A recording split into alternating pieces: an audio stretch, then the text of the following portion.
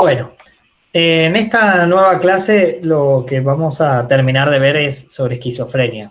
Me gustó lo que habíamos charlado la vez pasada de enfocarlo mucho más en lo que tiene que ver tratamiento, ¿no? Entonces vamos a terminar lo que estaba armado para la vez pasada para enfocarnos directamente en adherencia al tratamiento y tratamiento psicoterapéutico, no tratamiento farmacológico o los otros, que algo de eso vamos a retomar, pero sobre todo al tratamiento terapéutico de las personas con esquizofrenia. Les voy a presentar entonces la pantalla, voy a ir rápido por la primera parte, ¿no? Habíamos hablado del origen, de las características principales, ¿sí? Que tiene como una patología del neurodesarrollo alterado. Hablamos de las tres causas, ¿no? De la causa genética, de la causa perinatal y de la causa ambiental. De cómo cada causa de alguna manera va incidiendo en que la enfermedad se manifieste en algún momento. Hablamos de los síntomas. ¿Se acuerdan que hablamos de los síntomas positivos y negativos? Esto que armó Crow como definición, donde encontramos que son funciones anormalmente aumentadas los positivos y anormalmente disminuidas los negativos. Y hablamos de delirios como trastorno del pensamiento y de alucinaciones como trastorno del ascenso-percepción. Hablamos, ¿se acuerdan?, de pseudoalucinaciones o alucinaciones interoceptivas. Después hablamos de los negativos, ¿no? Específicamente de estas funciones anormalmente disminuidas. Y si no mal recuerdo, también hablamos del déficit de la memoria de trabajo entre los síntomas cognitivos y qué caracteriza eso, ¿no? Hablamos del curso, ¿no? Hablamos de que se manifiesta entre los 15 y los 25 años de edad, y de cómo está el brote y el pródromo, ¿no? De cómo se va produciendo y cómo hay una ruptura biográfica. Hablamos de las características o de los diagnósticos principales: paranoide, catatónica, desorganizada y residual. Y habíamos hablado también de tratamiento, si yo no mal recuerdo, corríjanme, habíamos empezado a hablar de tratamiento, ¿no? De estas tres patas del tratamiento también lo vimos, ¿verdad? Que hablamos de psicofarmacología, de psicoeducación y de psicoterapia, ¿no? Bien. De pronóstico habíamos llegado a hablar también, ¿no? De que el 20... No, hasta acá habíamos llegado entonces. Muy bien, genial. Me alegro haber puesto la cámara para verlos, porque como están todos mudos, tuve que verlos para ver cómo era. Pero bien, hasta acá habíamos llegado. Entonces, excelente. Voy a ir un pasito atrás para retomar esto, porque también nos mete en lo que es esta clase. ¿Se acuerdan que habíamos hablado de que hay tres pilares, de alguna manera, del tratamiento hoy, que se llaman tratamientos gold standard de personas con esquizofrenia, pero que en realidad, más que tres pilares, es como si fuera una pirámide, ¿no? La base es la psicofarmacología. Habíamos hablado de antipsicóticos típicos y atípicos. Habíamos hablado bastante de la psicoeducación familiar como segundo pilar, pero también como el segundo escalón de esta pirámide, donde se trabaja el concepto de expresividad emocional, ¿no? Un concepto que introdujo Julian Lev, que apunta a que las emociones estén de la manera mínimamente expresadas, ¿sí? Porque las personas, debido también a un déficit talámico que tienen la mayoría de las personas con esquizofrenia, procesan mal las emociones tanto positivas como negativas. Entonces, si las emociones están altamente expresadas, o positivas o negativas, probablemente sean mal interpretadas y los vaya a descompensar. Y habíamos hablado de que estos grupos sirven también como ayuda mutua, ¿sí? Como un espacio de contención, pero también de conocimiento acerca de la enfermedad. Y habíamos hablado de la psicoterapia de desarrollo psicosocial, lo que tiene que ver con la conciencia de situación, la adherencia al tratamiento y el conocimiento de la enfermedad. O sea, que las personas conozcan mucho más de su enfermedad, pero que también mejore su conciencia de situación, ¿sí? Que entiendan qué es lo que les pasa, cuándo se están descompensando y de qué manera. Y también que se trabaje sobre adherencia al tratamiento. Hasta acá habíamos llegado, ¿no? Bien. Sobre eso, por ahí un par de casos de esta semana que me sirve para introducir el tema de cómo seguimos. El otro día un usuario, un paciente de los que vengo trabajando esta semana, hablábamos de que él en algún momento pasaba 24 horas sin tomar medicación y que él lo hacía habitualmente todas las semanas, un día que no tomaba la medicación. Y parte del trabajo fue que él empiece a detectar cuáles eran sus síntomas cuando no toma la medicación. Como que no era sin costo, esto de un día no tomar la medicación, que un costo lo tiene, y efectivamente lo tiene. Y él empezó a decir, sí, es cierto, porque aparte cuando no tomaba la medicación era para quedarse despierto, entonces pasaba 24 horas sin dormir, un día a la semana, todas las semanas. Y él empezó, a raíz de que lo empezamos a trabajar, a darse cuenta de decir, sí, es cierto, cuando llegaba la segunda noche, yo ya tenía pensamientos como medio raros, como que sentía que la gente me miraba mal, como que algo no estaba bien, no escuchaba voces, pero algo no andaba bien en mí, me sentía fuera de eje. Entonces esto es empezar a trabajar su propia conciencia de situación de por qué le hace mal 24 horas no tomar la medicación y sobre todo trabajar la adherencia al tratamiento. Esto es importante que la tome todos los días en la misma hora. Y lo mismo el trabajo con las familias. Me pasó con una familia hablando ayer que claramente su hijo tiene una esquizofrenia, por lo que comentaban, bastante bien compensada, con un brote muy grave, con un brote gravísimo, con una ideación de muerte muy grave, pero una esquizofrenia muy bien compensada. Al día de hoy trabaja, estudia, un trabajo cuidado, pero puede trabajar, puede estudiar algunos cursos, pero puede estudiar. Él antes estudiaba otra cosa, un profesorado, ahora ya no. Y mucho del trabajo ayer con la familia fue sobre la adherencia al tratamiento de la propia familia, la propia conciencia de situación de la familia. Donde yo les dije, a ver, 3 cosas. Digo, que su hijo no haya tenido hasta este momento una nueva descompensación, pasaron 4 años o 5 del primer brote, es una buena noticia, pero eso no quiere decir que él no tenga esquizofrenia. Quiere decir que la medicación está funcionando bien, porque ellos decían algo que me pareció interesante y novedoso para mí, que decían que sentían que efectivamente había habido un cambio de su hijo antes del primer brote y después del primer brote, hasta ahora único, pero que sentían que había vuelto mejor del brote. Entonces yo les pregunté qué era mejor para ellos. Entonces me dicen, no, es que él era muy poco sociable, no quería hablar con nadie, muy tímido, y después del brote empezó a poder hablar más con la gente, a estar más sociable, más cercano a la gente. Entonces, yo les dije, me parece re interesante lo que están diciendo, porque generalmente cuando se habla de ruptura biográfica se habla de un cambio que es negativo, no positivo. Pero en este caso, me parece que lo que están diciendo no es que volvió mejor del brote, es que volvió mejor de la medicación que está tomando. Gracias a la medicación que está tomando, probablemente él tenía síntomas medio difusos de la enfermedad previo al brote, que producía este aislamiento. Y que ahora que está tomando esa medicación, y ya hace años que la viene tomando y muy bien, está más sociable, porque probablemente esos síntomas difusos ya no los tiene. Y algo más, digo, el brote que él tuvo fue gravísimo. Es cierto, fue uno solo, pero fue gravísimo. Demoraron 2 meses en compensarlo. Pasaron por 4 fármacos distintos. Hizo efectos adversos con varios fármacos. Y funcionó con el medicamento que solamente se da para personas con esquizofrenia. Entonces, más allá de que el brote claramente fue un brote esquizofrénico, y más allá de que le produjo un cambio comportamental para mejor después de que se le empezó a dar, remitió con un fármaco que solo se da para esquizofrenia y que solo funciona en esquizofrenia. Entonces, digo, ya son bastantes indicadores para pensar que independientemente de los rótulos, los nombres o el estigma que carga a veces los nombres de las enfermedades, su hijo tiene esquizofrenia. Digo, tiene el diagnóstico, tiene el tratamiento, está mejor con los tratamientos, está mejor, me dice, claro, pero en los grupos de familiares yo veo que hijos de otras personas están mucho peor que mi hijo. Digo, bueno, pero en vez de pensar que él no tiene esquizofrenia, ¿por qué no lo pensamos al revés? Pensemos que él tiene una enfermedad tan grave como la esquizofrenia, de una manera tan leve que le permite hacer todo lo que le permite hacer. ¿Me siguen hasta acá? Digo, esto también es el trabajo con las familias. Esto también es el trabajo de entender cómo es la enfermedad.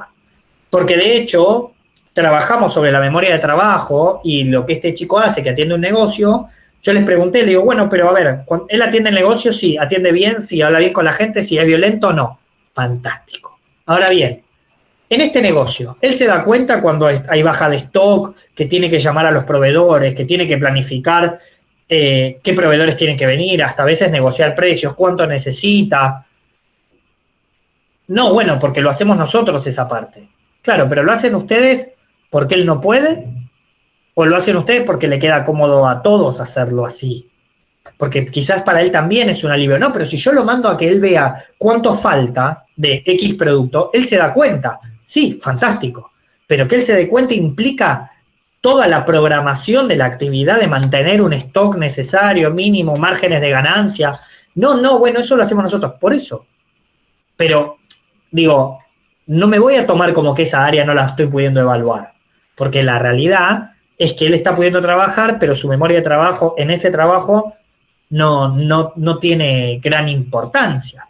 Todo lo otro lo puede hacer bien, puede charlar perfecto con los clientes. ¿Me siguen hasta acá? Digo, ¿y cómo era antes? No, sí, claro, él siempre con la organización. Bueno, ven, de alguna manera hay cuestiones que ya sucedían. Igual les dije, digo, yo estoy hablando con ustedes, no soy terapeuta de su hijo, no fui yo quien dio el diagnóstico.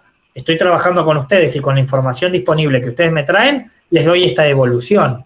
Lo cual no quiere decir que no sea otro el cantar, pero de lo que yo veo, de la experiencia que tengo y de lo que ustedes traen, esta es la información disponible. ¿Me siguen hasta acá? Bien. Y por eso doy la introducción a lo que empezábamos hoy, que tiene que ver con el pronóstico. A ver, los primeros psicofármacos antipsicóticos son de 1952. Antes de eso, había terapia electroconvulsiva y shock insulínico, ¿sí? Y antes de eso, se sacaba una parte del cerebro para omitir la voluntad, pero no había tratamientos, ¿sí? O sea, estamos hablando de 70 años para acá. ¿Qué quiero decir con esto?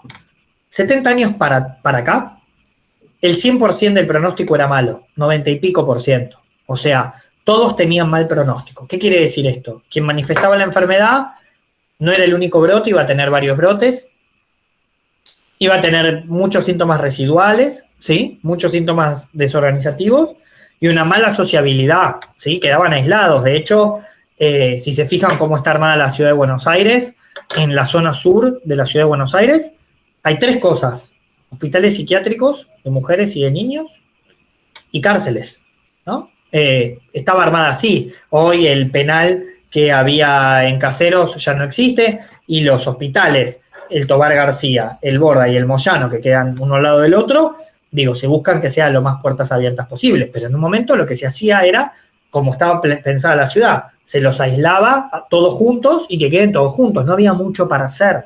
Digo, me parece injusto juzgar a los profesionales de hace 100 años con las herramientas de 100 años después. Con lo cual, la esquizofrenia en un normal devenir, en la enorme mayoría de los casos, hubieran terminado en el mal pronóstico, ¿sí? Hoy, consideramos que las salidas de la esquizofrenia son 3. Hay un 25% que tiene un excelente pronóstico. ¿Qué quiere decir esto? Un solo brote, una buena sociabilidad, una muy buena respuesta a la medicación y quizás una sola internación. Quizás es el caso de este chico que les comentaba de hace un ratito, que hablaba con su familia. Y esto se lo ganamos gracias a los tratamientos, porque lo otro que trabajamos ayer con esta familia es cómo se imaginan que estaría su hijo sin el fármaco que finalmente, después de 2 meses, se encontró que le hace un buen efecto a él.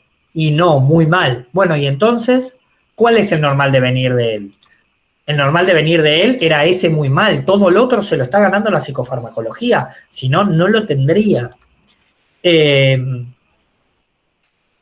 También, pese a todos los psicofármacos, digo, si en el caso de este chico, la clozapina, que es el fármaco que al final terminó haciendo efecto y que suele ser el que se usa cuando ya nada hace efecto, no hubiera hecho efecto tampoco, o él hubiera hecho emergencia médica, como creo que les conté la clase pasada, que me pasó con un paciente, probablemente estaría en ese 25% de mal pronóstico, que son varios brotes, muchos síntomas residuales, síntomas desorganizativos, como les decía, y muy mala sociabilidad.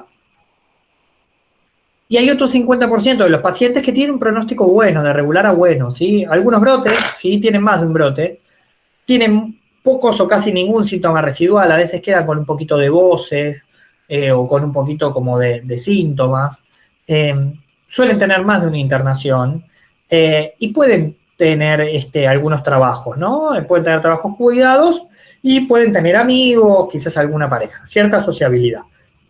Con lo cual, hoy cuando uno da un diagnóstico a una persona de que tiene esquizofrenia, este es el panorama.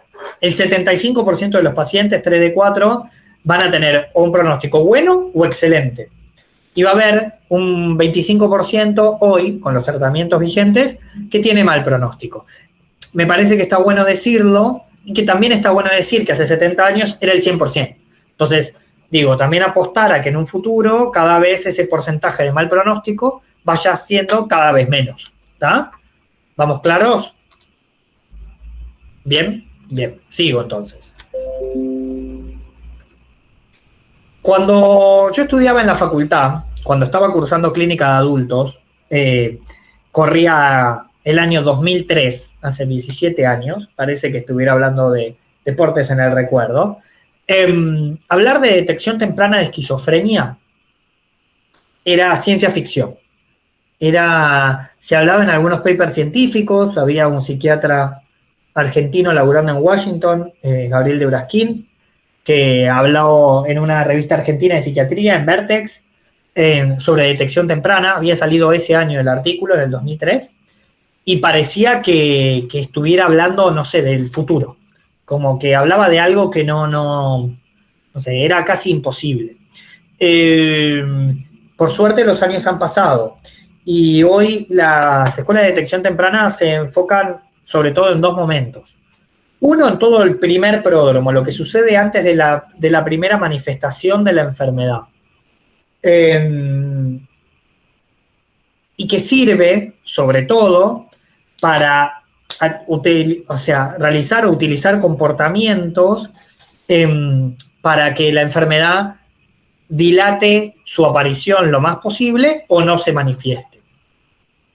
Y otro, lo que es de las escuelas de detección temprana, trabajan ya sobre los segundos pródromos, donde se empieza nuevamente a detectar antes de que la enfermedad se manifieste, que por supuesto esto es lo que está más desarrollado, donde lo que se intenta es claramente que la enfermedad se manifieste de la menor manera posible. Entonces, en los segundos pródromos, del segundo en adelante, lo que se hace es intentar evitar el brote. Entonces, donde ya tiene un síntoma, un pequeño síntoma, ya se lo medica para evitar el brote, ¿sí? Esto antes del 2000 no sucedía así.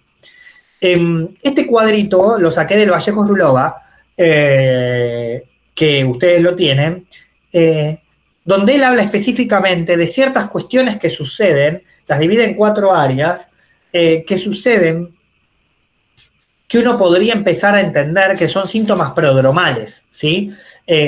Tiene más que ver esto, ¿no? Con cuestiones conductuales, ¿sí? Como ciertos cambios marcados de comportamiento, irritabilidad o pasividad, lenguaje fuera de lo común, desorganización en actividades cotidianas, en la comida o el sueño, descuido de la higiene personal o quejas somáticas inespecíficas.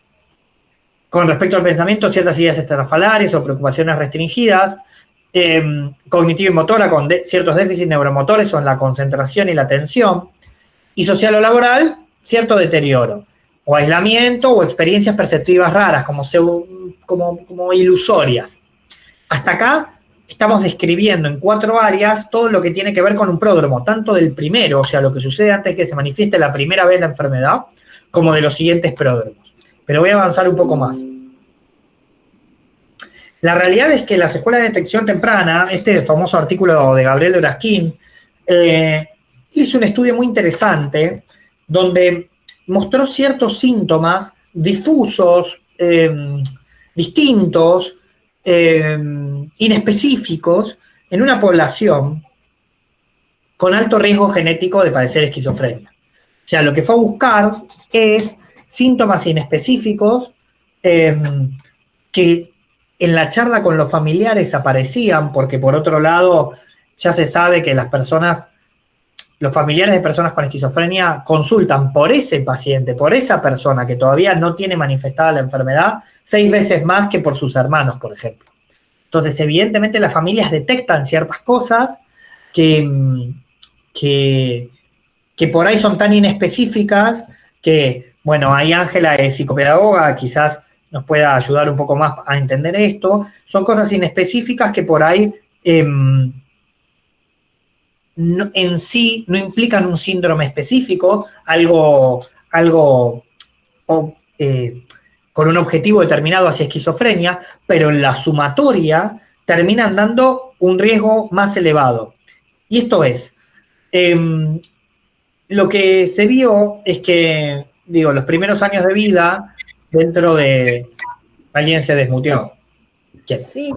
Ángela. Sí, quería dar un ejemplo. Dale.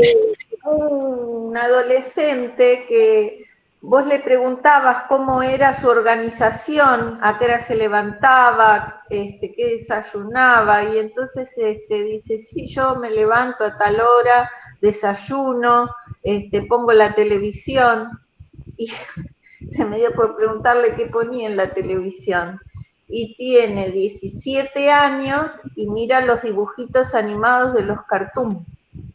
Claro. O sea que su nivel de pensamiento en su momento de ocio va hacia Cartoon Network, ¿no? Claro. Él viene diagnosticado con retraso madurativo, pero funciona como un chico de 10 años. Claro, con retraso severo madurativo. Acá lo que él vio es que, con esto que yo les decía, ¿no? De que las familias consultaban mucho más. Silencio, Ángela, ¿te parece? Ahí va. Con esto de que él vio que con estas consultas que sucedían, veía que los chicos menores a 4 años, ¿sí? Sobre todo entre los 18 y los 36 meses, o sea, entre el año y medio y los 3, manifestaban ciertas cuestiones motrices, muy inespecíficas, ¿sí? El rolling tiene que ver con la manera de rolar, lo que veía en bebés muy chiquitos. Digo, ¿cómo se detectaba esto? Durante una época, los nenes tenían que dormir boca arriba, ¿no? Y en otra época, los bebés tienen que dormir boca abajo. Hoy creo que es boca arriba, me parece. Pese a mi simpatía riverplatense, que para mí siempre debería ser boca, debería ir abajo, ¿no? Pero más allá de eso, bueno, mi hijo de hecho durmió boca abajo todos los años y mi mujer es pediatra y yo psicólogo, o sea, qué sé yo, en casa de herrero, pero la realidad es que lo que se veía es que las familias muy preocupadas porque los chicos, no sé, el pediatra les decía que duerma boca arriba, veían que lo dejaban durmiendo y el nene aparecía boca abajo. Y no es tan frecuente que al año, ¿sí? Los chicos rolen dormidos, ¿sí? ¿Cómo veían que hacían? Lo que hacían era que el niño se intentaba parar, ¿sí? Quedaba con la cabeza apoyada, ¿sí? Y la cola levantada y rolaban dormidos y quedaban boca arriba, o al revés, ¿sí? Si estaban boca abajo, perdón, si estaban boca arriba, se terminaban haciendo media vuelta y quedaban boca abajo. Todas las familias consultaban por eso. Y eso se llama rolling. Y es un síntoma motor recontra nada. Digo, cualquier pediatra diría que con eso no pasa nada. Lo otro que veía antes de los 3 años es que tenían rocking. El rocking es lo que todos conocemos quizás por las figuras de autismo, ¿sí? El rocking es amaqueo, ¿sí? Que se amacan y que quizás generan como una autorreverberación, como un canto, ¿sí? Un familiar de un usuario decía que se canticaba, ¿no? Entonces hacen y se amacan. Eso es rocking. Tampoco es tan frecuente, pero probablemente si alguien consulta porque un niño hace rocking, nadie le diría nada. Después veían que tenían cierta lateralidad, así que en un momento los niños ya dejan de agarrar las cosas con las 2 manos, empiezan a agarrar con una o con otra, y que perduraba la lateralidad. Entonces, que no podían agarrar con una sola mano, con la mano hábil o no hábil, sino que siempre intentaban agarrar con las 2 manos. Y lo otro que veían era una distonía de la mano no hábil, que algo que sucede, ¿no? Digo, un chico vos le das algo con la derecha y lo agarra, y si es diestro, y si le das para la zurda, también lo agarra. Y lo que veían es que siempre que era con la mano no hábil, se les caían las cosas. Insisto, síntomas motores recontra inespecíficos. Está. Pero no se olviden que acá estamos hablando de personas con elevado riesgo genético de esquizofrenia. Después, ¿qué hacían? Estos síntomas motores tempranos desaparecen. Y a partir de los 6 años, donde prima lo cognitivo y lo social, eran chicos que socialmente eran un poquito más retraídos, socialmente más aislados, y que cognitivamente el rendimiento sobre el resto de su clase era sensiblemente menor, en la mayoría de los casos.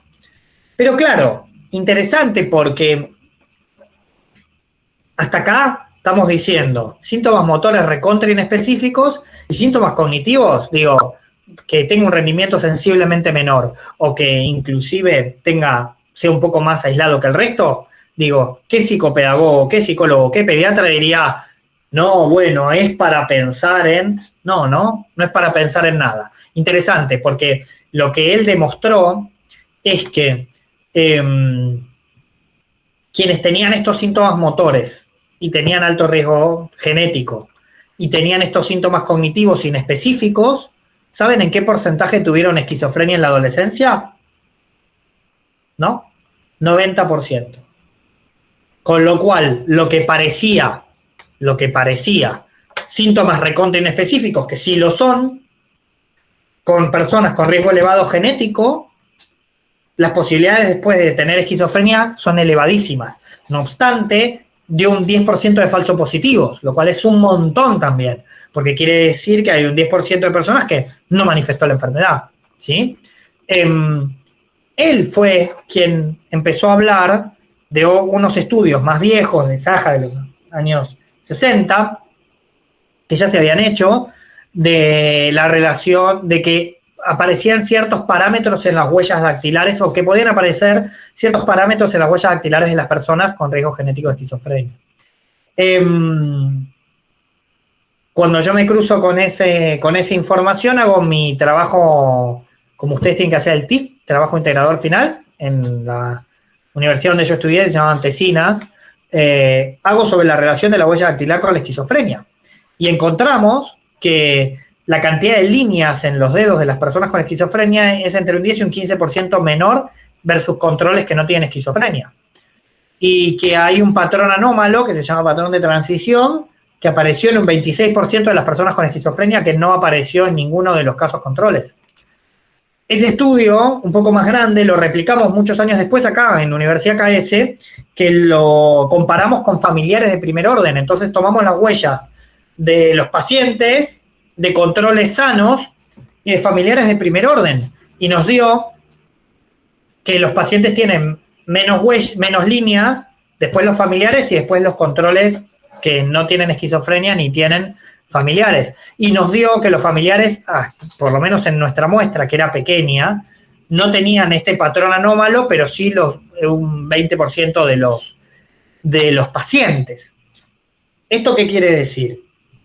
Que, como bien decía Gabriel de Braskin, esto se podría sumar como un patrón biológico de mayor riesgo elevado hacia esquizofrenia. No es que va a llegar el momento donde yo le tome la huella dactilar a una persona y diga, ok, usted tiene un 80% de posibilidad de ser esquizofrénico. No, es al revés la lectura. Es decir, si usted tiene riesgo genético, si usted tuvo algún riesgo perinatal, si tiene algún síntoma motor temprano en la infancia, si tiene cierto patrón en las huellas dactilares, bueno, su riesgo cada vez es más elevado. Es como un factor predisponente a la esquizofrenia. ¿Me siguen hasta acá?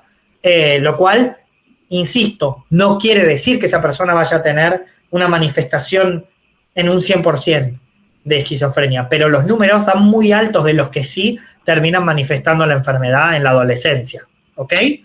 Esto es lo que tiene que ver con lo que es la detección temprana de esquizofrenia. Probablemente, en lo personal, lo que más me interesa de todo, pese a que me gusta mucho trabajar con familias o con usuarios, creo que lo que antes se creía ciencia ficción, me parece que hoy estamos cada vez más cerca de la realidad, con algoritmos inclusive de inteligencia artificial que ahora se están haciendo. Hay una investigación en el CONICET sobre esto, no específicamente sobre esto, sino con algoritmos del uso del lenguaje y que usa herramientas de la inteligencia artificial para detectar riesgo elevado de manifestar esquizofrenia, lo cual no quiere decir que el 100% lo manifieste. Quiere decir que si uno los pudiera identificar, podría empezar a trabajar, por ejemplo, la expresividad emocional con la familia. Entonces empezar a trabajar de, bueno, mire, usted tiene un familiar que es altamente vulnerable. No quiere decir que vaya a tener esquizofrenia, quiere decir que es altamente vulnerable y que quizás si tomamos ciertos recaudos ahora, nos evitemos dolores de cabeza en el futuro. O, por ejemplo, trabajar con el usuario o con quien tendría el riesgo elevado, que todavía no sería usuario, por ejemplo, que no tiene que consumir marihuana, nunca jamás en su vida. ¿Por qué? Hay un estudio español muy bueno del año 2000 que muestra que 1 de cada 3 personas en España que manifestó esquizofrenia lo hizo habiendo consumido marihuana. ¿Por qué? Porque la marihuana es un prodopaminérgico. Entonces la marihuana hace que personas con alta vulnerabilidad terminen manifestando la enfermedad. Entonces, por ejemplo, es algo interesante para trabajar en la adolescencia, justamente que probablemente más del 95% de los adolescentes terminan teniendo uso de marihuana, ¿no? Entonces, quizás decirle, bueno, sí, es para todos, para casi todos.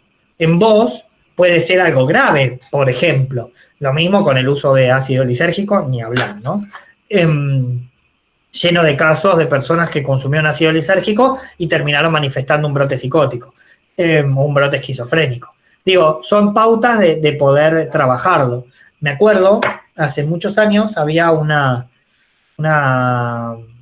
mujer, Diana Trumper, que era presidenta de APEF, de la Asociación Argentina de Ayuda a la Persona que Padece Esquizofrenia y su familia, y Diana contaba, se había armado un genograma donde veía que 6 generaciones para atrás de ella había personas que habían tenido esquizofrenia.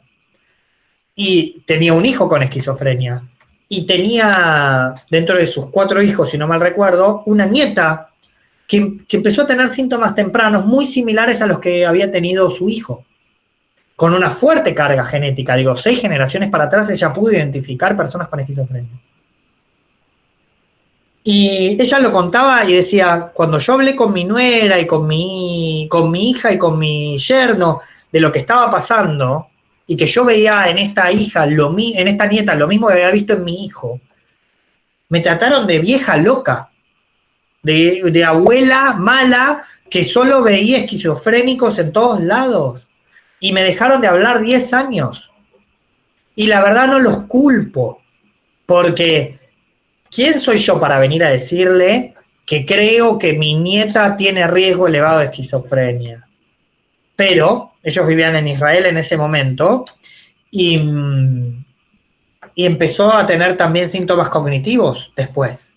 Y ahí ya había salido el artículo de Oraskin y ya empezaron a aparecer más síntomas. Entonces me volvieron a llamar. Me dijeron, che, abuela, contanos un poco más. O sea, no neguemos algo que quizás está sucediendo, ¿cómo podemos hacerlo para evitarlo? Y en Israel había protocolos de trabajo sobre expresividad emocional baja. Digo, no se olviden que el caso Dan de Salvador Minuchin, que es el caso de un paciente esquizofrénico que él trata desde la psicología sistémica, él lo hace en Israel. Israel ya era de avanzada en esto.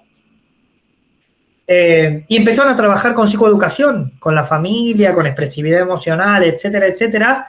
Y hasta la última vez que yo vi a Diana, que deben haber sido hace como 10 años, su nieta, que si no mal recuerdo en ese momento tenía 23, 24 años, todavía no había manifestado la enfermedad. Entonces ella me decía, quizás no la fue a manifestar nunca, y todo lo que vi yo fue cosas de una vieja loca, me dice. O quizás todas las herramientas que hicimos hicieron que mi nieta no manifieste la enfermedad, o se atrase lo suficiente, porque en pronóstico la aparición más tardía es de mejor pronóstico, porque la persona ya tiene más hitos en su vida resueltos, por ejemplo, la finalización del secundario, entre otras cosas, ¿no?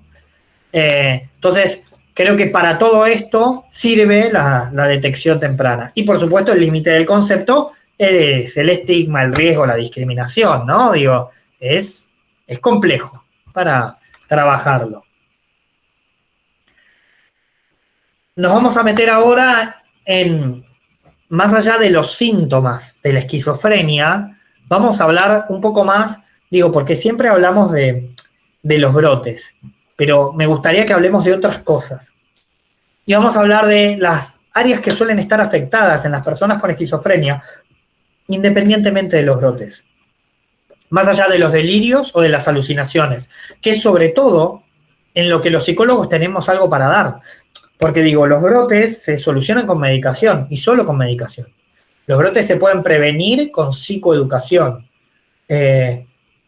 y con medicación, pero en donde los psicólogos tenemos algo para dar, para aportar, es en esto que viene ahora, que es la afectación psicosocial. Las personas con esquizofrenia, por más que estén bien compensadas, suelen tener déficit en lo que es el área ocupacional, en el área económica, en el área social, en el área de pareja y el área familiar. Les voy a leer un poco de estadísticas, son un poquito más viejas, pero creo que nos sirven, son del 2003. En un estudio en México, con el 100% de los pacientes hospitalizados que tenían esquizofrenia, el 55% no trabajaba, ni había trabajado. El 45% refería no tener amigos. El 65% carecía de recursos económicos propios. El 75% manifestaba no tener ningún tipo de relación de pareja. El 65% consideraba no tener buenas relaciones familiares. El 95% desconocía características de su propia enfermedad.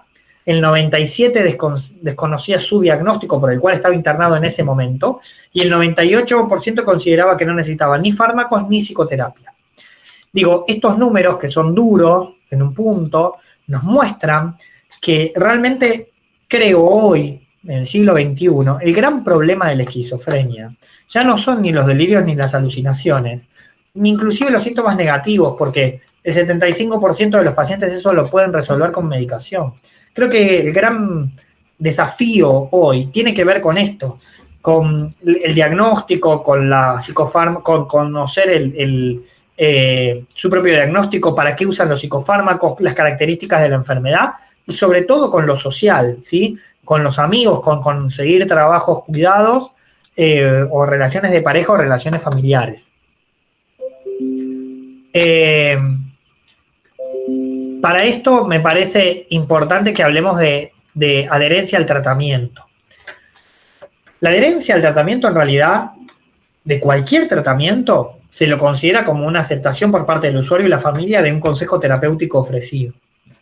Es una negociación, la verdad que es una negociación del plan de tratamiento entre el profesional, la familia y el usuario, y ya no se considera que, sobre todo en esquizofrenia, un tratamiento es una orden terapéutica. No, bueno, porque usted lo tiene que hacer porque yo se lo escribí. Eso no existe más, no debería existir más. Hoy debería ser un plan que pensamos juntos de acuerdo a las posibilidades reales. Por ejemplo, me contaba el otro día un paciente que él había abandonado la medicación porque se sentía que estaba muy, muy dormido durante el día.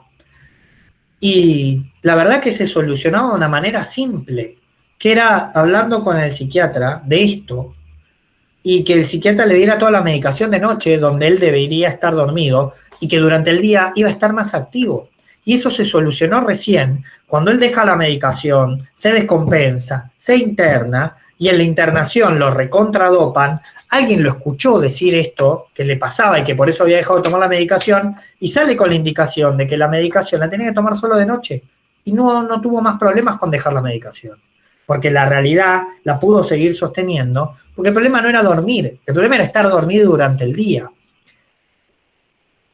Todo tratamiento implica entonces, se puede referir a la toma de un fármaco, al cambio de un hábito de vida, o incluso la participación activa de un tratamiento psicológico. Hoy pensamos que un tratamiento tiene que ver, ¿sí?, con cambios de hábitos o a participación en tratamientos psicológicos. Digo, ya la visión del paciente pasivo, asimétrico, que recibe operaciones que parecen que vienen del más allá, casi mágicas, de un profesional que todo lo sabe, la verdad que deberíamos abandonarla ya hace 40 años, ¿sí? Hoy se piensa en un paciente activo, que ya es un usuario de un servicio de salud, usuario de un servicio de salud mental, que es partícipe de su propio cambio y es consciente de sus propias resistencias al cambio, de alguna manera, ¿no? ¿Cómo nos dan los números con respecto a esquizofrenia? El incumplimiento del tratamiento hoy es el principal problema. Vuelvo a decir, para los brotes, para los síntomas positivos y negativos, los fármacos suelen funcionar de bastante bien a muy bien. Hoy se considera que la tasa de adherencia al psicofármaco es de cerca del 40%. O sea que de 10 pacientes, 6 toman mal la medicación. Y voy a ir un poco más. Obviamente, esta falta de adherencia aumenta el riesgo de recaídas con ingresos hospitalarios, como el caso que les conté recién, aumenta el riesgo de suicidio. Ustedes recuerden que la esquizofrenia es una patología que tiene una tasa de suicidabilidad de a veces cercana al 10%. Entonces, el riesgo de suicidio no es un tema menor en esquizofrenia. Disminuye, por supuesto, la calidad de vida de los pacientes. Esto que yo les contaba de este otro paciente, digo, él pasaba un día sin tomar medicación, sin dormir y con síntomas residuales que le hacían muy mal a su calidad de vida y repercute, por supuesto, claramente en las familias y en los cuidadores principales, ¿no? Digo, la convivencia a veces se hace muy difícil. Esto es de un trabajo del 2010. Ya me voy acercando en años. ¿Qué se piensa que está relacionado con esta baja adherencia al tratamiento? Realmente hay factores relacionados con el paciente, ¿sí? A veces los síntomas son tan severos que no hay manera de que el paciente pueda lograr como una noción acabada de qué es lo que le pasa. A veces no hay comprensión de la enfermedad, ¿sí? Por más que se trabaje la conciencia de situación, hay pacientes que no les cuesta comprender la enfermedad. Y a veces hay abuso de alcohol o de drogas, ¿no? Es frecuente que las personas con esquizofrenia tengan, a veces de manera comórbida, abuso de sustancias. A veces hay factores relacionados con la medicación, ¿sí? Efectos secundarios indeseables, ¿sí? Esto que yo les decía, pacientes que dicen, no, es que yo estoy muy dormido durante el día y no quiero. Y la verdad tienen razón. Si yo tengo una manera de darle un fármaco que no lo deje dormir durante el día, tiene derecho a expresar esto. Y a veces hay dosis subterapéuticas o excesivamente altas, entonces los pacientes todavía tienen un poco de síntomas porque todavía no se termina de dar la dosis que tendría que ser, o a veces están demasiado sedados. A veces hay factores relacionados más con el entorno, ¿no? O no hay un correcto soporte a la familia, no se da las herramientas a la familia para que puedan hablar fluidamente con los psiquiatras. Digo, en este momento de aislamiento social, yo estoy trabajando con muchas familias. Más de la mitad de estas familias no tienen ni el teléfono del psiquiatra. Entonces digo, ¿y si su familiar se descompensa, qué hace? No, muchos no sabían ni qué hacer. Y otros me dijeron, no, me dejaron un teléfono de una guardia psiquiátrica para que venga una ambulancia. Pero a veces la descompensación implica solamente hacerle un ajuste de dosis. Y ante eso, digo, si no tenés ni el teléfono del psiquiatra, lo que termina sucediendo es que se terminan internando.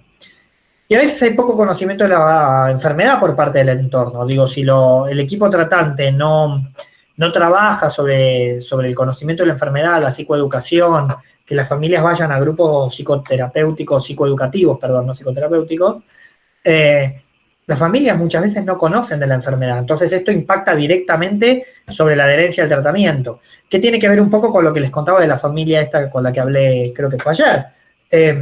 Al ellos no conocer del todo la enfermedad, pueden pensar que su hijo en realidad, si dejara la medicación, estaría bien. Y los estudios muestran que suspensión inmediata de medicación en un año tiene una tasa de recaída de más del 95%. O sea que paciente que suspende la medicación, lo más probable es que termine en recaída. A veces hay barreras prácticas, ¿no? Falta de dinero o de transporte. Argentina es un país que para esquizofrenia tiene el certificado único de discapacidad. Entonces, quienes lo tramitan pueden acceder al 100% de los tratamientos de manera subsidiada. Eso quiere decir que no pagan ni por medicación, ni por hospital de día, ni por acompañante terapéutico, ni por psicoterapia específica para esquizofrenia.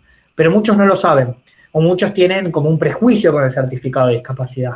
Entonces, eligen no tramitarlo y a veces lo que termina pasando es que medicaciones que son caras, sostenerlas en el tiempo a veces es muy difícil y no lo pueden hacer. Y otras veces lo que pasa es que el psiquiatra les queda a 2 horas de la casa. El otro día pasó con una mamá que me decía, para buscar la medicación me hacen ir al microcentro y vivía en Moreno. Y tiene que tramitar un permiso por el día, más todas las medidas de prevención, más todo, le llevaba 2 horas de ida y 2 horas de vuelta solo para ir a buscar una receta. Entonces me dice, me lleva solo 5 horas ir a buscar la receta mínimo, más pedir el permiso, más todo. Es una barrera práctica compleja. Y lo que tiene que ver con nosotros, muchas veces lo que hay son factores relacionados directamente con el personal clínico. Una alianza terapéutica pobre. Muchas veces es, bueno, usted lo tiene que hacer porque lo tiene que hacer y punto. y la verdad que ni la familia, ni el usuario o el paciente entiende por qué. Y ahí es donde creo que mucho de nuestro nicho laboral es ese, poder trabajar con las familias y elegir psiquiatras que también le den espacio a la familia para poder hablar y a los usuarios, para lograr una mejor alianza terapéutica, entendernos como un equipo terapéutico. Las principales causas de abandono, o sea, un caso más grave todavía que la falta de adherencia, es el abandono de tratamiento. Generalmente las principales causas tienen que ver con información insuficiente facilitada a los usuarios, ¿sí? Los usuarios no saben que la medicación termina repercutiendo sobre su vida de una manera positiva y de esa manera dicen, bueno, ya estoy bien, entonces lo suspendo. Una alianza pobre entre médico y paciente, ¿sí? Muchas veces es esto, no tienen ni el teléfono. El otro día nos pasó que tuvimos que internar a una persona, me consultaron para que los ayude a internarla, una persona que terminó en una descompensación, que se puso muy violento, terminó comiéndose 3 pilas alcalinas. Entonces terminó internado en el Santoyani, primero con una cirugía para sacarle las pilas y después para poder compensarlo psiquiátricamente. El psiquiatra, la psiquiatra en este caso, la atendía en una sociedad de fomento, que la sociedad de fomento estaba cerrada debido a este tema de aislamiento. No había cómo ubicar a la psiquiatra. Entonces no quedó otra que terminar, el chico termina consumiendo las pilas, lo agarra un retén policial que no lo dejaba pasar a Capital, ahí avisan a la familia, pues se había escapado de la casa, ahí la familia va, pero también va una ambulancia y lo llevan al Santoyani, ahí lo internan, y donde lo internan le hacen la cirugía y lo compensan psiquiátricamente y le piden por favor que se vaya lo más rápido posible para no estar en un hospital en este contexto. Intentan hacer la derivación a un hospital psiquiátrico y el hospital no la lograron y se terminó yendo a la casa. Y después que se va a la casa, la familia lo terminó llevando en un taxi a un hospital psiquiátrico para que lo compensen, le den un tratamiento más prolongado, porque lo sacaron compensado psiquiátricamente, porque la descompensación clínica vino por la descompensación psiquiátrica, pero no lo sacaron con un tratamiento prolongado psiquiátrico. Entonces, sí o sí, la familia se tuvo que hacer cargo. Digo, fue complicado. En el medio cayó reinternado de vuelta, porque cuando se lo llevan a la casa, estuvo 24 horas sin parar de vomitar. Entonces, lo que hablaba con la familia es, a ver, él llega a la internación médica por una descompensación clínica, por haberse comido las pilas, pero de base había una descompensación psiquiátrica. Se come las pilas por una descompensación psiquiátrica. Ahora, ustedes lo tienen que llevar al hospital porque la descompensación es clínica. Él tuvo una cirugía de estómago y está teniendo un síntoma gastrointestinal, que es no parar de vomitar. Entonces lo tienen que llevar. Lo habían llevado, le dieron un omeprazol, lo llevaron a la casa y seguía vomitando. Y le dije, tienen que volver, pero ya al hospital. Porque, digo, por ahí muchos pacientes que tienen las mismas cirugías o similar tienen un poco de esto y con omeprazol se les pasa. Entonces, no es que está mal lo que hicieron. El tema es que lo que les deben haber dicho, y si no se los dijeron, se los digo yo, es si sigue con los síntomas, vuelva. Entonces volvieron. 24 horas internado, buscapina, estudios de vuelta, se compensó, y ahí le dan otra vez el alta, y ahí otra vez en un hospital psiquiátrico. Digo, en el medio de esto del aislamiento y la pandemia fue pues bastante caótico. Hoy está un poco más aceitado. Pero yo creo que gran parte de todo este problema empieza porque la familia, ni el usuario, tenía siquiera el teléfono de la psiquiatra y la sociedad de fomento estaba cerrada y no había quién llamar. Entonces digo, el profesional tratante ni se enteró de todo esto, se enteró un mes después. Y les dijo, me parece que hicieron bien. Y, bárbaro. Pero digo, esto tiene que ver con una mala alianza terapéutica.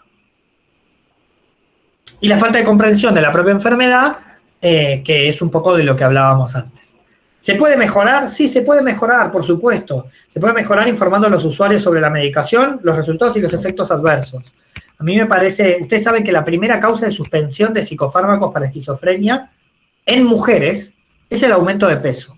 La mayoría de los antipsicóticos hacen, sobre todo los atípicos, hacen que la persona aumente un 30% de peso corporal. Y entiendo, hoy cualquier persona diría, bueno, prefiero estar un poco más gordo pero sin alucinaciones que estar con alucinaciones pero un poco más flaco. Pero no les avisan eso a las usuarias o a los usuarios, y muchos suspenden porque dicen, no, es que estoy muy gordo, yo así no puedo seguir, y suspenden el fármaco. Creo que esto es algo importante para hablar. dar un fármaco, que el paciente esté compensado y explicarle, mira, es normal que subas un 30% de peso, pero no lo vamos a suspender por eso. Te propongo que hagas distintas actividades de gimnasia, etcétera, etcétera, para hacerlo lo más paulatino posible, pero el 30% te lo comes igual, o sea, no. Y sobre todo, considero, y ahí es parte de nuestro trabajo también, incentivar la participación activa en el tratamiento por parte de los usuarios y las familias. Digo, nosotros somos los que deberíamos darle lugar a las familias a que sean parte del equipo tratante. Nosotros lo vemos ¿cuánto? Una vez por semana 1 hora, 2 veces por semana 1 hora, son 2 horas. Ellos pasan 7 días, 24 horas. Entonces, si no son parte de ese equipo tratante, si no se sienten parte de la solución, se sienten parte del problema, se sienten culpables de que esto que está pasando en realidad tiene que ver con ellos y que son culpables, etcétera, etcétera, por más que ya haya evidencia científica de que no es así. Y se sienten desamparados y pasan 24 horas por 7 días. Si ellos son los primeros que detectan los síntomas, ellos son los que van a poder evitar que la persona se descompense. Vamos a avanzar directo sobre el tratamiento. El tratamiento hoy hay que entenderlo de un modo integral. Un modo integral con estas 3 patas. Hay que entender que el mismo diagnóstico no implica las mismas necesidades. Hay personas que tienen esquizofrenia y que la verdad están todos los días luchando con sus voces. Y entonces gran parte de nuestro tratamiento terapéutico es sobre cómo desestimar las voces o focalizar en otra cosa o resaltar otras áreas. Pero otros pacientes, otros usuarios, gran parte de su tratamiento o de sus días no es con las voces, es con el aislamiento y el aburrimiento. Entonces, gran parte de nuestro trabajo va a ser, de alguna manera, inventarles una agenda y poder lograr que se inserten, que tengan cierta reinserción social. Reducir el impacto que tiene en la vida del sujeto, tanto los síntomas negativos como los positivos. La verdad es que el aislamiento es un síntoma negativo. Hoy, en este contexto de aislamiento, muchos usuarios están muy bien. ¿Por qué? Porque esta realidad anormal para la mayoría, para ellos es normal. Entonces se sienten parte de una misma realidad. Hoy no es el momento de combatir el aislamiento como síntoma negativo. Hoy es el momento quizás de nombrarle y decir, bueno, es que vos te sentías igual así antes, ahora te sentís igualmente mejor. Pero hay que hablar del impacto que tiene en la vida los síntomas. El otro día un paciente tiene ciertas intercepciones de pensamiento, entonces de repente está hablando y se queda así mirándote. Se queda así mirándote o mira para arriba o le contesta a las voces, se llaman intercepciones, ¿no? Como que el pensamiento se ve interceptado y después retoman. Es común en ciertos tipos de esquizofrenia. Le dimos nombre a eso. Digo, en una jugada, le dije, ¿te puedo hacer una pregunta y espero que no te ofendas? ¿Qué te pasa que de repente te quedás como con la mente en blanco, mirando a la nada? ¿Escuchás voces? Bueno, me dijo, voces escucho un poco, pero no entiendo de qué me hablas. ¿Vos te das cuenta, sos consciente que de repente te quedás así, mirando a la nada? Y me dice, no lo hablé nunca con nadie, no pensé que se notaba. Bueno, yo lo noto, no sé si el resto lo nota. ¿Vos lo notás? Sí, es como un cuelgue. ¿Y cómo es ese cuelgue? Y de repente estoy pensando en algo y es como que ¡pum! Se me queda la mente en blanco y me quedo así mirando y de repente recobro la idea y sigo. Interceptación de pensamiento se llama. Lo describió igual que el manual de psicopatología. Digo, ¿vos sabés que eso que te sucede le pasa a muchas personas con esquizofrenia y es bastante común? Ah, yo pensé que era un cuelgue que solo me pasaba a mí. ¿Y por qué no hablamos de ese cuelgue? ¿Te hace sentir cómodo? No, a veces me da miedo hablar con las personas porque siento que se van a dar cuenta y que no sé cómo responder de eso, porque me cuelgo, es como que me quedo en blanco. Digo, es importante que la persona empiece a darse cuenta de esos síntomas y de esa manera es una manera de reducir el impacto. Por ejemplo, ahora lo que hace, hoy me contaba, que le dijo a un profesor que tiene de guitarra, le dijo, che, mirá que capaz que me cuelgo, pero no es con vos, me pasa siempre, ¿eh? Así que tranca, con vos todo bien. Y está pudiendo tener clases online de guitarra, que en otra época hubiera sido impensado. Digo, pudo como integrar este síntoma, que hoy es un síntoma residual, digo, está bien medicado, está asintomático en otros aspectos, esta interceptación no remite, ¿sí? Me hace acordar, Nicolás, Sí. a la técnica de la externalización del problema, de la terapia narrativa. Bien, interesante, ¿no? Eso que contabas, sí. Claro, porque es una manera, digo, la verdad que las terapias de esquizofrenia se llaman terapias de toolbox, ¿sí? O de caja de herramientas. Son básicamente eclécticas, ¿no? Buscan herramientas de otros marcos teóricos, ¿sí? Porque la verdad es que no hay un marco teórico para tratar a las personas con esquizofrenia. La verdad es que se buscan herramientas, por ejemplo esa, ¿no? La extensión de problema. Digo, probablemente una técnica paradojal de la sistémica no sirva, porque dentro de la literalidad y la falta de metáfora, prescribir un síntoma, una técnica paradojal no sirva. Pero digo, de las narrativas, por ejemplo, sí. ¿Sí? Digo, es interesante, sí, buen aporte, Carolina, en eso. Como les decía antes, el tratamiento debería apuntar a favorecer la adhesión, ¿sí? La adherencia al tratamiento de él y de la familia. Acá les voy a presentar, uno se llama modelo, es un modelo de estadios, ¿sí? Que apunta a... NICE es manual clínico inglés, y el modelo de estadios apunta, de acuerdo a la fase en que la persona esté, cuáles debería ser el tratamiento específico, ¿no? Digo, la fase premórbida, ¿sí? O prodromal, fíjense que donde dice fase premórbida, se los voy marcando. Lo vamos a leer de esta manera, ¿no? La fase premórbida, los síntomas principales y cuál debería ser el tratamiento. Y así lo vamos a ir viendo. Digo, la fase premórbida, ustedes ya saben que estamos hablando de pródromo, ¿sí? Estamos hablando de esos síntomas inespecíficos, como hablábamos del cuadrito de Vallejos, de ciertos trastornos del pensamiento. Acá el tratamiento debería ir más en línea con psicoeducación con la familia, con hábitos saludables, ¿sí? Con la baja del estrés, específicamente de eso habla cuando habla de hábitos saludables, de ciertas habilidades sociales y trastornos y trabajo con ideas distorsionadas, ¿no? O sea, cómo empezar a trabajar con cuáles son esas ideas distorsionadas. Digo, todo lo que podamos trabajar acá de manera premórbida de psicoeducación y de hábitos saludables y de bajar el estrés, va a intentar lograr que esta fase aguda no llegue, pero quizás llegue. Cuando hablemos de fase aguda, estamos hablando de brote, positivos, delirios, alucinaciones, ¿sí? Lenguaje desorganizado, alteraciones conductuales. Acá la realidad es que el tratamiento va a estar centrado en los psicofármacos, ¿sí? Sobre todo en los psicofármacos. Y en psicoeducación para la familia. Lo de terapia cognitiva para los delirios y las alucinaciones, la verdad que me lo reservo. Yo creo que en la fase aguda o en el primer episodio, prefiero que todo se centre en psicofarmacología y quizás algo de psicoeducación para la familia. Lo que se llama fase de remisión o periodo crítico, ¿sí? Cuando remite ese primer brote, es donde aparecen los síntomas negativos, positivos y cognitivos, ¿sí? Todo lo de la working memory es después del primer brote. Y acá, insisto, nuestro trabajo va a tener que ver con la adhesión al tratamiento farmacológico, evitar, ¿sí? El consumo de tóxicos, tratar específicamente los síntomas positivos si hay, y prevención de recaídas, ¿sí? Empezar a trabajar sobre el conocimiento de la enfermedad. La fase subcrónica, ¿sí? Luego de que remitió ese primer brote, ¿sí? Es cuando lo llamamos recurrencia de episodios, ¿sí? Es entre cada episodio, ¿sí? Puede haber sintomatología negativa o sintomatología residual. Recuerden que cuando hablamos de sintomatología residual, estamos hablando de esos síntomas que ya no remiten más. Digo, esto que el cuelgue de este paciente mío, esa interceptación de pensamiento es un síntoma residual. Eso probablemente con la medicación que hoy hay no remita.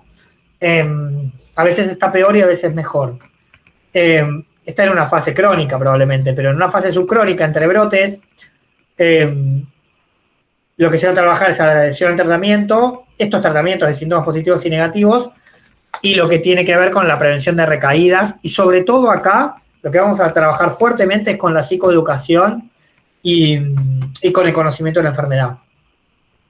Con lo que es lo que llamamos, creo que esta fase subcrónica es el mejor momento para la conciencia de situación, donde todavía el brote, digo, está fresco, la persona lo pasó muy mal, y todavía no es estable él. Entonces es un buen momento para hablar de conciencia de situación. Y la fase estable, ¿sí? O la fase más crónica, fíjense que acá estamos hablando de cómo es para la SNS, ¿sí? Que es la Organización de Salud Inglesa, el NICE, ¿sí? Que es el manual clínico, los estadios de McGorry, y cuáles son los síntomas, ¿no? La fase estable, ¿sí? Donde por ahí hay algún síntoma negativo o un poco de reactividad emocional o de la habilidad, lo que más se va a trabajar es los déficits cognitivos sociales, ¿sí? O sociorelacionales. Y va a haber programas de tratamiento integrado, ¿sí? Donde lo que más se va a trabajar es con el psiquiatra y con la familia de cómo reinsertarlo socialmente. En esta fase estable, lo más importante es trabajar la reinserción social del usuario o del paciente. Acá les voy a contar un poco cómo se evalúa cuando llega un paciente con esquizofrenia a la primera entrevista, ¿sí? Lo primero que hacemos... Nicolás, te pregunto. Sí, Diego. Recién vos hablabas de el episodio con el momento episódico más agudo con síntomas positivos. ¿Cómo es una depresión esquizofrénica? ¿Llega en algún momento a eso o es una escalada lenta y el deterioro, o sea, me refiero ¿se acentúan los síntomas negativos o el aislamiento funciona de tal manera que se vuelve como un síntoma positivo que no sé si me expliqué. Dos cosas. Primero, para empezar a entenderte. No existe el término depresión esquizofrénica. Digo, gracias. la esquizofrenia es una patología crónica y la depresión es episódica. O sea, la esquizofrenia se da en brotes y avanza de manera crónica. La depresión, por definición, tiene un inicio, una caída en el estado del ánimo y luego una subida. Ese es un episodio. Y debería remitir como patología del estado del ánimo a la eutimia. A veces quedan en distimia. Lo que existe es la depresión psicótica, que quizás es de lo que vos estabas hablando. ¿O no? Sí, mala mía, sí. No, yo como para empezar a limpiar un poco los términos también. No, claro, menos mal, sí. Claro, lo que hay puede haber es una depresión psicótica. Perfecto. Y entiendo que tu pregunta es el diagnóstico diferencial entre una esquizofrenia con síntomas negativos versus una depresión psicótica. Es un quilombo, perdón el término no académico, pero... Está bien, ahí... Pero es interesante... Sí, perdón. Me llamaba la atención eso, si al no tener nunca un síntoma positivo... Se colgó Diego, le agarró interceptación. Hola Diego, si al no tener nunca un síntoma positivo, qué difícil. Bueno, menesteres de las clases online, ¿no? Capaz que vuelve, porque veo que todos estamos, lo veo a todos moverse, ¿no? Estamos todos. Es el que...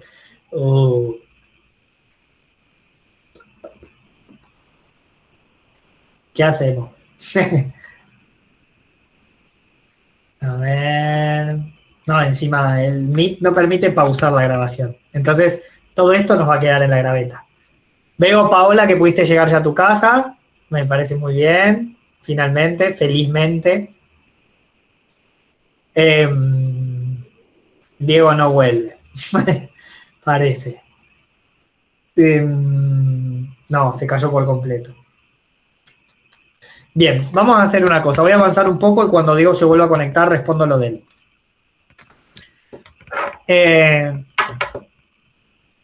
¿Cómo es, decía, qué aspectos deberíamos evaluar?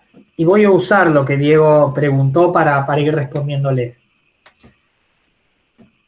Lo primero, cuando nos llega un paciente con estas características, es hablar de la historia de la enfermedad. ¿Cuándo apareció? ¿A qué edad? Generalmente las primeras entrevistas son con los familiares. Generalmente. Es un dato si ya viene con un familiar o si viene solo, ¿no? O sea, eso no es un tema menor. ¿Cómo fue la historia? ¿Sí? ¿Cuáles fueron sus primeros síntomas? ¿Cómo fue el brote? ¿Cómo remitió? Si remitió, ¿cuáles son los síntomas residuales? ¿Por qué tratamientos farmacológicos pasaron? ¿Qué nivel de psicoeducación tiene la familia? Y sobre todo, ¿qué tratamientos psicoterapéuticos hizo ya el paciente? Si hizo, si no hizo, ¿cómo funcionaron o no? ¿Por qué fracasaron? Luego, hablar de los aspectos genéticos y perinatales. A mí me parece que es importante poder hablar con la familia de si hay otros familiares que padecieron esta enfermedad, si hubo cosas en el embarazo, parto que a la madre le llamó la atención. Si hubo algún síntoma temprano o inespecífico, ¿sí? Si hubo cosas que la familia detectó diferente de otros chicos. Si hubo cosas que dicen, no, sí, la verdad que fulanito era de esta manera, diferente a sus hermanos, diferente a sus compañeros o no. Uno puede preguntar algunas cuestiones motrices, pero si a la familia no le llamaron la atención, probablemente no las hayan detectado. Red familiar. ¿Quiénes son sus cuidadores principales? En la primera entrevista yo ya voy a tener los teléfonos de todos los cuidadores principales, con quién vive y eso, y qué manera tienen de ser como cuidadores, ¿sí? Si están muy presentes, si están sobreinvolucrados, si se subinvolucran, si hay uno que está demasiado involucrado y el otro no le da ni bola. Si hay alguno de los dos, que es muy frecuente, que cree que esto es para toda la vida y que va a tener que estar siempre con ese hijo, y el otro cree que en realidad no le pasa nada y que está fingiendo. Digo, todos estos datos es la red familiar. Después los tratamientos recibidos previamente, lo que les decía, ¿no? Tratamientos recibidos y respuesta a esos tratamientos, ¿sí? Cómo nos fue, qué medicación tomó, cuáles, de qué manera, cómo fueron esos brotes, por qué funcionó y por qué no funcionó. Y después el funcionamiento psicosocial actual, ¿qué hace de su vida? ¿Con quién vive? ¿Vive solo o vive con la familia? ¿Vive solo o con la familia? Y aparte puede, de alguna manera, hacer otras actividades o no, o está todo el día en la casa, o nunca sale de la casa, o sí sale, ¿sí? Estas son todas las áreas que yo debería poder evaluar en la primera entrevista con la familia. Generalmente lo que se hace es con la familia y después con el usuario, ¿sí? Todo esto yo lo tengo que poder evaluar. Y Diego, ahora que volviste después de ese pequeño tropezón internautico que tuviste, te respondo un poco a tu pregunta y también me voy a basar en esto. Son dos cuadros distintos porque, como te decía antes, la depresión es episódica. Entonces, si yo voy a evaluar la historia de su enfermedad, debería detectar que si lo que él tuvo fue una depresión psicótica, él debería haber remitido, la persona debería haber remitido, cuando salió de ese episodio, a una cuestión más eutímica, a una vida más normal. Si esa persona no volvió nunca a ser quien era, tuvo ruptura biográfica, más me va a hacer pensar que fue un brote esquizofrénico con síntomas negativos que una depresión con síntomas psicóticos. Voy a evaluar los aspectos genéticos y perinatales, ¿sí? Acá puede haber cualquiera de las dos cosas. Con síntomas tempranos lo mismo. Por ahí la familia dice, no, siempre fue raro, ¿sí? Y por ahí eso me hace pensar más en una esquizofrenia, que lo que tuvo fue una esquizofrenia. Ah, no, siempre fue normal y de repente se empezó a deprimir. Lo mismo cuando hablé de genética. Si tiene genética para depresión, porque su abuelo tuvo depresión, su tío tuvo depresión, más me puede hacer pensar en depresión que en esquizofrenia. Lo otro es las edades. La esquizofrenia suele aparecer en la adolescencia y las depresiones psicóticas suelen aparecer en la adultez temprana, ¿sí? Entonces, eso es lo otro. Tratamientos. Es distinto el cuadro de ver a una persona que se está deprimiendo y que uno lo ve cada día más triste, con más llanto, que termina tirado en la cama casi sin hablar, con un cuadro catatónico, de la persona que empezó con ideas estrafalarias, con ideas raras, con ideas excéntricas, que se empezó a vestir de una manera bizarra y termina en un brote negativo, ¿sí? Y lo mismo la respuesta a los tratamientos. Digo, la esquizofrenia como la depresión deberían remitir ambos con tratamientos específicos para sintomatología catatónica.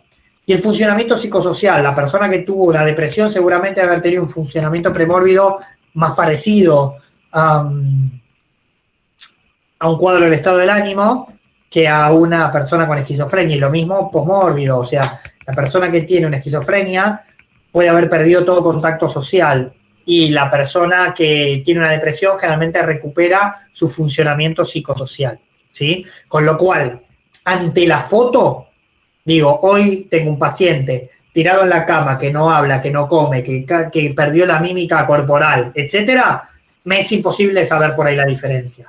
La respuesta va a estar cómo estuvo antes, cómo llegó a este estado y cómo está después. Eso debería darme un diagnóstico diferencial. Perfecto. ¿Bien? ¿Respondí? Sí. Sí.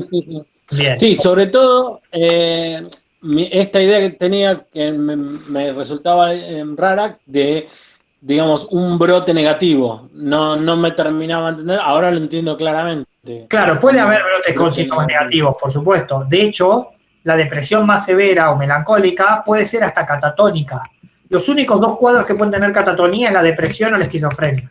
Por eso digo, con la foto pueden ser muy parecidos por el cuadro en sí catatónico, de pérdida, de apatía anedonia, bulia, aislamiento, aplanamiento afectivo, alogia, todo eso puede pasar en los dos. Pero cómo llegue y cómo sale son distintos. ¿Está? Perfecto. Bien, sigo. ¿Cómo debería ser entonces las fases de un tratamiento psicológico para una persona con esquizofrenia? Lo primero que les decía, ¿no? Los aspectos de evaluar en esa entrevista inicial, a familiares y usuarios. Después, me parece que está bueno poder tener un psicodiagnóstico, ¿sí? Psicodiagnóstico psicométrico y quizás con alguna técnica proyectiva. Digo, hay técnicas proyectivas que miden, ¿sí? Presencia de síntomas psicóticos. El Rogers, por ejemplo. Después, me parece que es muy importante que tenga una entrevista psiquiátrica, ¿sí? Con un psiquiatra. Independientemente de que él vaya a seguir con su psiquiatra tratante o que vaya a trabajar en nuestro equipo con nuestro psiquiatra, un psiquiatra lo tiene que ver igual, ¿sí? Con nosotros. Cuestión de que el psiquiatra pueda evaluar otros aspectos distintos a los que nosotros evaluamos. Ahí recién deberíamos empezar el tratamiento psicosocial o de desarrollo psicosocial para el usuario y las reuniones psicoeducativas para los padres, que ahí el mundo se abre, ¿sí? Esas reuniones psicoeducativas las pueden hacer con nosotros, esas reuniones psicoeducativas las pueden hacer con grupos de pares, como puede ser de la PEP. Independientemente, yo creo que hoy lo mejor es que primero que a los pacientes los tratemos en equipos. De hecho, yo les contaba, hoy, si no lo trato en equipo, yo no tomo a los pacientes. O sea, la realidad es que si yo no voy a poder hablar con el psiquiatra, no le exijo a todos que vayan con el psiquiatra con quien yo trabajo, pese a que me gustaría, pero si andan bien con su psiquiatra, no se lo exijo, pero si yo no tengo llegada a ese psiquiatra, a mí no me sirve y ni tomo al paciente. Con respecto a la psicoeducación, hoy lo que yo suelo hacer es, veo todas las semanas al paciente y una vez por mes o cada 2 meses a los familiares y charlamos de cómo lo ven, cómo están y trabajamos algunas técnicas psicoeducativas. No obstante, les pido, les sugiero, casi les exijo que los familiares vayan a reuniones psicoeducativas como con APEF, porque allana un montón mi trabajo y el trabajo con ese usuario. Entiendo que todo esto da como resultante que el equipo de trabajo es el psiquiatra, el psicólogo y la familia. Somos parte del mismo equipo. Se tiene que entender que esto tiene que ser un espacio de elaboración, tanto para psicoeducación como para contención, como para una integración del equipo en su conjunto, ¿sí? Nosotros tenemos que trabajar como un bloque, tanto el usuario, la familia, como el psiquiatra o el psicólogo. Por último, quise dejarles una frase de John Forbes Nash, quien inspiró a Una mente brillante. John Forbes Nash tuvo una esquizofrenia paranoide de inicio tardío, tenía síntomas tempranos que se pueden ver en la película, de Una mente brillante. No obstante, como tuvo una esquizofrenia de inicio tan tardío, pudo desarrollar una teoría que lo llevó a un premio Nobel, ¿sí? Después pudo ser docente. La película es interesante porque pasa por distintas fases de los tratamientos. Primero desde el shock insulínico o la terapia electroconvulsiva y el aislamiento, a los primeros psicofármacos con muchos efectos adversos, a los psicofármacos atípicos. Eso lo muestra muy bien. La película muestra un momento a las alucinaciones como visuales, pero no lo son. Es una manera gráfica de mostrar lo que eran alucinaciones auditivas. John Forbes Nash no veía a los personajes, los escuchaba. sentía la presencia escuchándolos, no los veía. Es realmente poco frecuente las alucinaciones visuales. Y en esta frase, una frase que a mí me gusta mucho, que dice: lo que distingue lo real de lo irreal está en el corazón, no en la mente, porque la mente nos puede jugar esas malas pasadas, pero en el corazón él sentía que el vínculo que pudo generar con su esposa, con sus hijos, eso era real y ahí no había alucinación que se lo pudiera llevar puesto. Esa película hicimos la experiencia de verlo con usuarios. Esta frase yo la uso mucho y muchos usuarios la han comentado. Y el otro día un usuario decía sobre esta frase, decía: cuando tuve mis internaciones fui muy violento con mi familia, hasta en la última, que sentí que les hacía mucho daño, lo sentía profundamente, y pese a que quería seguir como estaba, hice mi mejor esfuerzo por intentar no violentarme. Eso habla de dos cosas. Primero, de cierta conciencia de situación. Segundo, de que no estaba tan descompensado, porque si hubiera estado tan descompensada, en este caso era una usuaria, no lo hubiera podido lograr.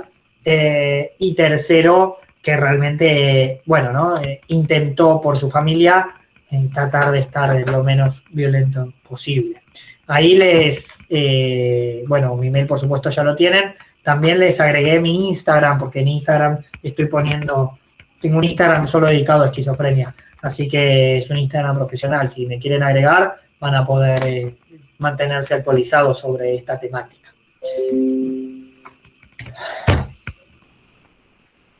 Y hasta acá la presentación. Un montón. Miren, hasta se me cayó la cámara. Un montonazo. Pero bueno, la verdad que me gustó que de alguna manera me desafiaran, si se me permite el término, a poner más sobre tratamientos, porque por ahí yo siempre doy como más las primeras partes, sobre síntomas, y no me meto tanto de lleno con el tratamiento psicológico. Gracias a que me insistieron con esto, también como que pude unir toda la información que yo suelo dar, como en distintas clases o en congresos, o en mi práctica diaria, y poder unirla todo en una sola clase, y de esa manera poder que me quede como una clase completa, que esto es para ustedes. Digo, en psicopatología se ve esquizofrenia, pero el rol del psicólogo, los tratamientos no se ven. Digo, adherencia al tratamiento tampoco se ve. Digo, me parece que se los reservo ya para clínica de adultos de acá en adelante, así que les agradezco por eso. Pero bueno, son casi las 9 de la noche, contando la clase anterior, llevamos 4 horas hablando de esquizofrenia. Me parece un montonazo. El que no esté escuchando voces, pega en el palo. ¿Preguntas o dudas hasta acá? ¿No? ¿Estamos bien? No, sí, a mí me da la sensación, lo entiendo profundamente, es que la gente, los familiares y el paciente tiene que pensar en una estrategia de vida, es un cambio de vida, o sea, sin duda. Tiene que pensar a largo plazo. En ese sentido, es como cuando te dicen, mira, sos diabético, ahora viene esto. Y me parece que un poco la falta de adherencia al tratamiento por ahí está en eso, en que se piensa que no es así, ¿no? Además, ¿no? Una de las... Esto de... 100% de acuerdo. ¿Puedo dejar de tomar la pastilla?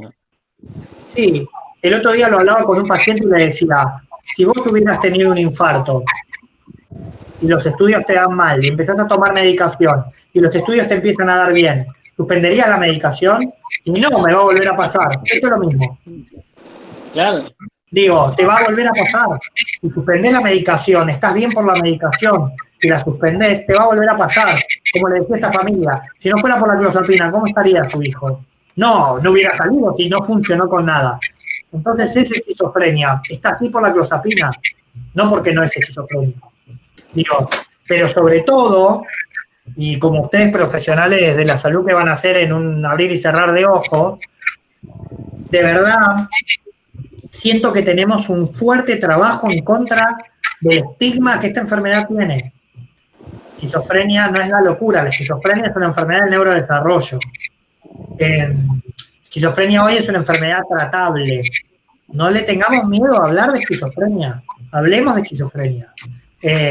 el estigma que la enfermedad porta, lo iniciamos nosotros, los profesionales.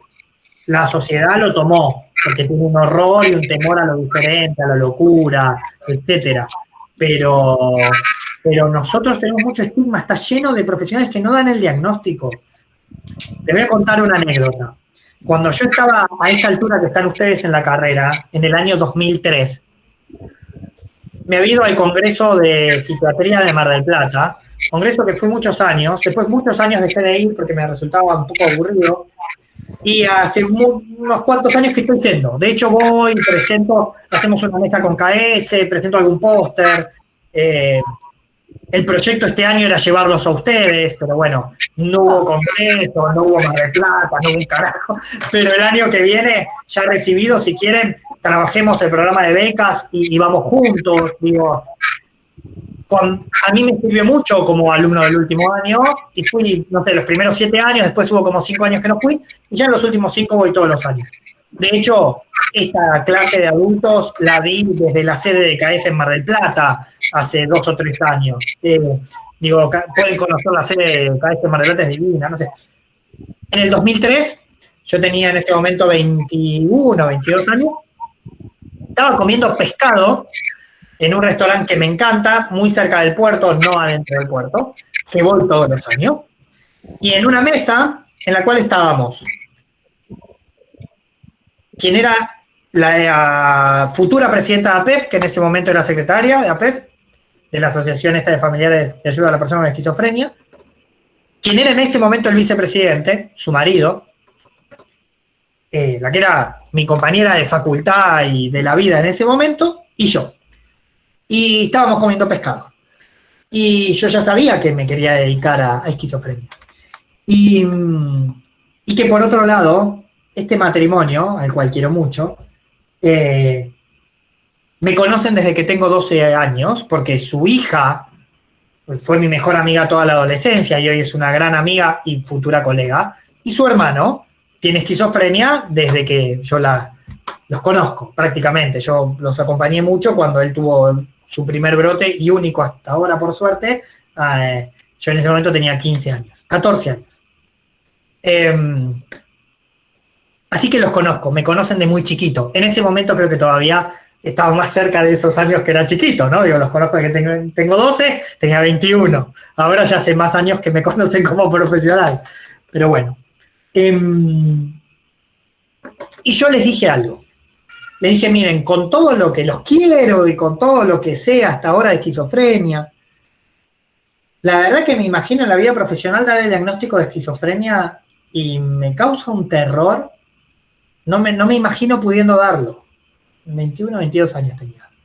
Hoy, que tengo 39, 17 años más tarde, no sé ya cuántos pacientes le di el diagnóstico, cuántas familias, un montón. Pero en ese momento lo dije de verdad, desde el más profundo, desde el corazón, desde que de verdad es una enfermedad muy grave. Y ellos me dijeron algo que me marcó de ahí para adelante para mi actividad profesional. Me dijeron, mira Nicolás, te lo vamos a decir simple. Nosotros tuvimos la suerte de que el diagnóstico nos lo dieron bastante rápido, porque nuestro hijo tuvo un brote muy grave. Y pese a que ahora está muy bien, y por suerte, insisto, 20 años después sigue estando muy bien, tuvo un brote catatónico gravísimo. Pero nos lo dieron rápido, fueron meses, sin saber qué tenía. ¿Sabés la cantidad de familias que escuchamos que están años sin que les den el diagnóstico? Y si a vos no te dan el diagnóstico, no terminás nunca de saber qué tiene tu hijo o tu hija. Y si no terminás de saber, es como un pozo sin fondo que no terminás de caer nunca. Porque cuando te dan el diagnóstico, te juro que tocas fondo. Pero en el momento que tocas fondo, tenés todo para arriba, ya es todo para adelante. Si no, estás todo el tiempo en una caída. Y son meses o años de búsqueda profesional tras profesional, psiquiatra tras psiquiatra, médico tras médico, psicólogo tras psicólogo, y nadie te dice qué tiene. Y en el medio pensás que es culpa tuya, que estás haciendo mal las cosas, que las deberías haber hecho mejor, que todo lo hiciste mal, que para qué la medicación si nadie sabe qué carajo tiene. Me dice, si hoy mi hijo me dijeran que no tiene esquizofrenia, que tiene bipolaridad, yo le dije, bueno, igual la bipolaridad no es mucho menos grave? No sé, Nico, me dijo, en mi cabeza la bipolaridad es menos grave. Perdóname, yo qué sé. Está bien, te lo tomo, le digo. Si hoy me dijeran que mi hijo tiene bipolaridad y que no es esquizofrenia, diría, bueno, mejoró. Mejor, es que mejoró, es que se equivocaron y ahora es mejor. Me dice, no hay peor diagnóstico que el de esquizofrenia. Entonces tenemos el derecho a saberlo, como familiares, porque la realidad es que de ahí todo es para adelante. Y la verdad que tienen razón. Hoy, habiendo pasado un montón de años, como siempre, insisto, yo aprendí más de esquizofrenia por los familiares y por los pacientes que por los libros. Y sigo aprendiendo. Tienen razón. El diagnóstico es de ellos, no es nuestro. No, es muy perverso quedarse uno con el diagnóstico, como que nosotros tenemos la verdad. Esa familia está buscando una respuesta, y es cierto, a veces es una respuesta horrible, pero es una respuesta. Y de ahí en adelante todo es para adelante. Digo, distinto funciona por ahí en el neurótico, distinto funciona en otras cosas. En personas con patologías mentales severas, el diagnóstico alivia, porque en un punto decir, bueno, es esto. Y hoy podés decir, es esto, son estos los tratamientos, de esta se sale, y la mayoría sale bien. Digo, es un montón. Todo lo que está por detrás de esto es luchar contra ese estigma y contra la discriminación, Digo, APEF hizo un estudio que mostraba que en reportes gráficos durante 2 años la palabra esquizofrenia en el 82% de los casos se usaba en un contexto peyorativo, no en un contexto de salud mental. Entonces decía, el Senado votó como un esquizofrénico. El presidente o la presidenta o quien fuera en ese momento está tratando a los jubilados como si fueran esquizofrénicos. El político tal, el periodista tal, es esquizofrénico con las cosas que dijo. Declaraciones de todos, de políticos que nos gustan, de políticos que no nos gustan, de todos. Entonces, ese 82% es nuestro piso. De ahí tenemos que romperlo nosotros y lograr hablar de esquizofrenia para luchar contra ese estigma, porque los familiares sufren, los pacientes sufren, no lo cuentan porque se sienten discriminados. Por eso no lo cuentan. Esto es lo que está de fondo. ¿Me siguen hasta acá? Entonces, ustedes van a ser profesionales de la salud en un abrir y cerrar de ojos. Si nos tomamos todo este tiempo para hablar de esquizofrenia, es por esto. Porque ustedes van a ser parte de los agentes multiplicadores que luchen contra la discriminación. ¿Ah? ¿Alguna duda más? ¿No? Bueno.